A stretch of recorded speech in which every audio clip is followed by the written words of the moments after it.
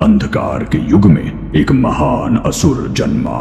नाम था अंधकासुर। उसने देवताओं को ललकारा और स्वयं महादेव से युद्ध करने का दुस्साहस किया। अहंकार से मतवाला होकर अंधकासुर कैलाश पर आक्रमण कर बैठा। उसकी दृष्टि माता पार्वती को पाने की लालसा से अंधी हो चुकी थी। शिव रुद्र रूप में प्रकट हुए और त्रिशूल के एक ही वार से अंधकासुर का अंत कर दिया। लेकिन कथा यहीं नहीं रुकी, परंतु उसके रक्त की हर एक बूंद से कुछ और कहीं अधिक भयावह जन्म लेने लगा। उसी रक्त से जन्मा कालासुर प्रतिशोध और शुद्ध अंधकार से बना हुआ एक विकराल अस्तित्व। वो किसी भी असुर से भिन्न था। न अभिमान से जन्मा, न शक्ति की भूख से। वह केवल देवताओं से घृणा लेकर आया था।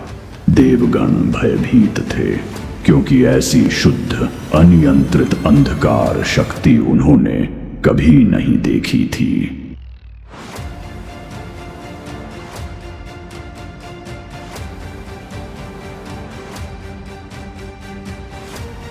मैं स्वयं अवतरण लूंगा और इस अंधकार को समूल नष्ट करूंगा, इससे पहले कि ये सब कुछ निगल जाए। परंतु विष्णु का प्रकाश भी उस अग्नि को बुझा न सका जो कालासुर के भीतर जल रही थी।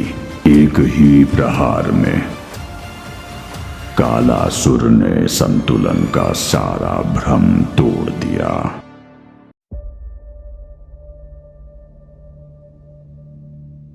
मैं मरे हुए रक्त से जन्मा हूँ। तुमने मेरे जनक को मारा, अब मैं तुम्हारे देवों को लूंगा। दया से रहित बुद्धि के साथ कालासुर की दृष्टि अब स्वयं कैलाश पर थी।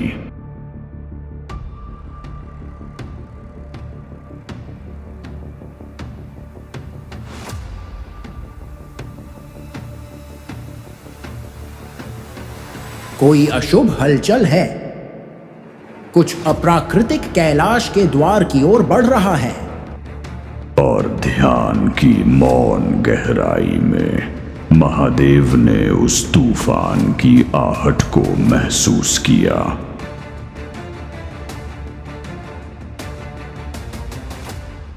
असंतुलन से जन्मा कालासुर अब दुनिया का कर्म निगलने निकल पड़ा है।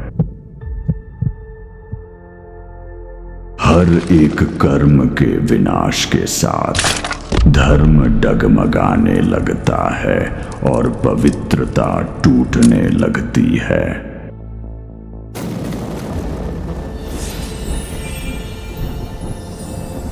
देवों, प्रहार करो, अंधकार को आगे न बढ़ने दो।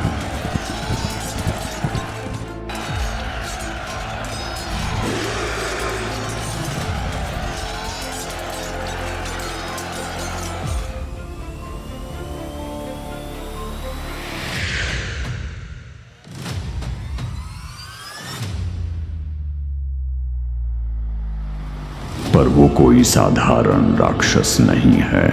वो खुद विनाश का अवतार है। अब समय भी उसकी अराजकता के आगे झुकने लगा है।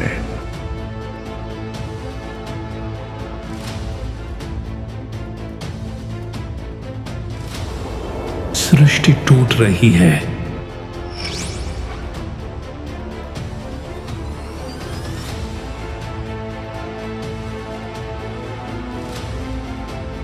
अब सिर्फ एक आशा बची है। प्रभु, संसार टूट रहा है, धर्म मर रहा है, कृपा करके जाग जाइए। अब तो स्वर्ग भी सुरक्षित नहीं रहा।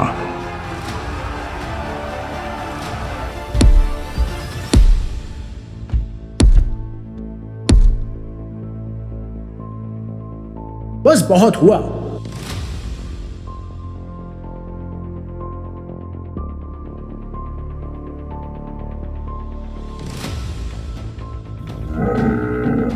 विष्णु का चक्र चला, पर कालासुर ने उसकी दिशा मोड़ दी।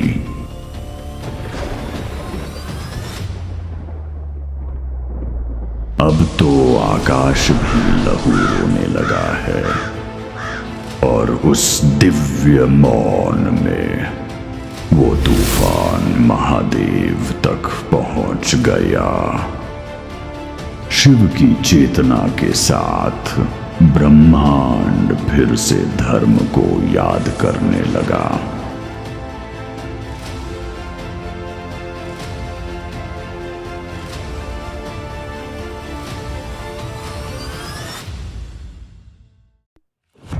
और उस दिव्य मौन से गड़गड़ाहट ने आकाश को चीर दिया। महादेव उतरे, एक रक्षक नहीं बल्कि स्वयं विनाश के रूप में। तीसरी आंख, सत्य की आंख, अब खुल चुकी थी।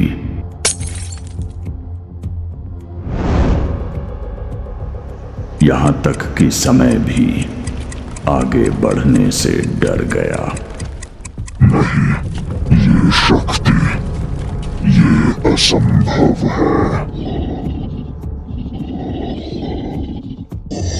महादेव अग्नि में से ऐसे निकले जैसे अग्नि उन्हें छू भी नहीं सकती, और देवताओं ने फिर से धर्म की धड़कन को महसूस किया।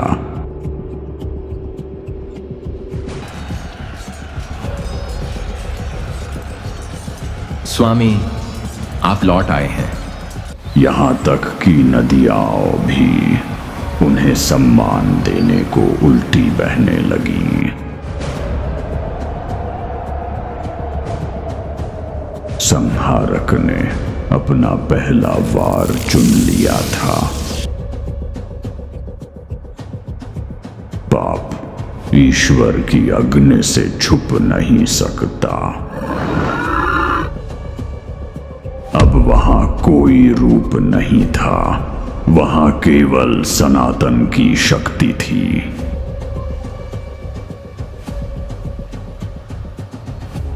धर्म ने स्वयं सृष्टि को मोड़ दिया, संतुलन को लौटाने के लिए। और फिर आया मौन।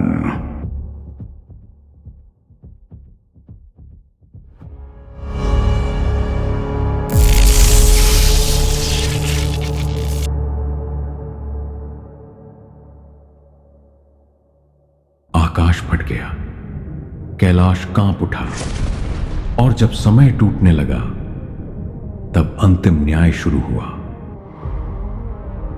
तू जाग गया शिव, लेकिन बहुत देर हो चुकी है। अब समय मेरी मर्जी से चलता है। तू समय से खेलता है, पर भूल गया इसे जन्म मैंने ही दिया था।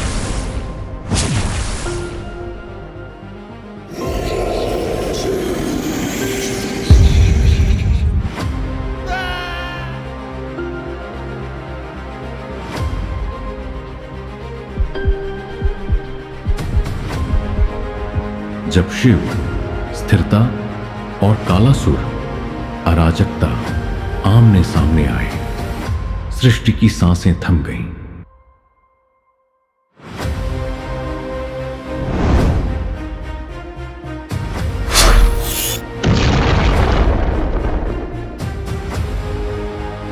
तेरा धर्म एक पिंजरा है शिव, मैं उससे आजाद हुआ, तू क्यों नहीं? धर्म पिंजरा नहीं, वो लंगर है जिसने इस सृष्टि को थामा जब तूने इसे तोड़ दिया था। तूने अराजकता को आजादी समझ लिया। अब तेरा वही अंधकार अपने अंत से मिलेगा। कालासुर ने युगों के पापों को बुलाया। हर तलवार टूटी हुई प्रतिज्ञा से बनी थी। हर वार में था किसी पुराने दोष का बोझ। तू जिन पापों को शस्त्र बनाता है, मैं उन्हें मौन में मोक्ष देता हूं। तू संतुलन थामे बैठा है। मैं हूँ विकास। मैं समय को बिना केंद्र के दोबारा रचूंगा।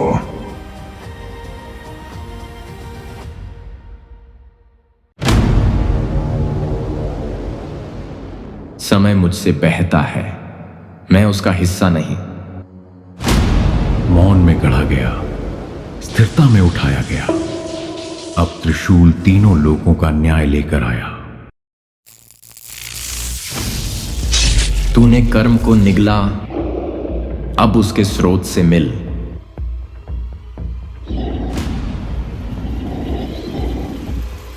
ये सब तेरे नृत्य का हिस्सा था, है ना?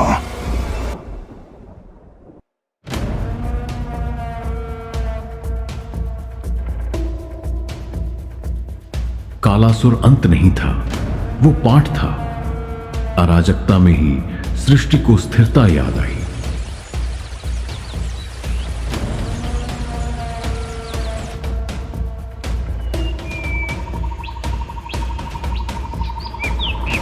संतुलन का अर्थ कभी नियंत्रण नहीं था, बल्कि छोड़ देना और धर्म पर भरोसा करना था। और इस अराजकता की राख से ओम की प्रतिध्वनि लौट आई।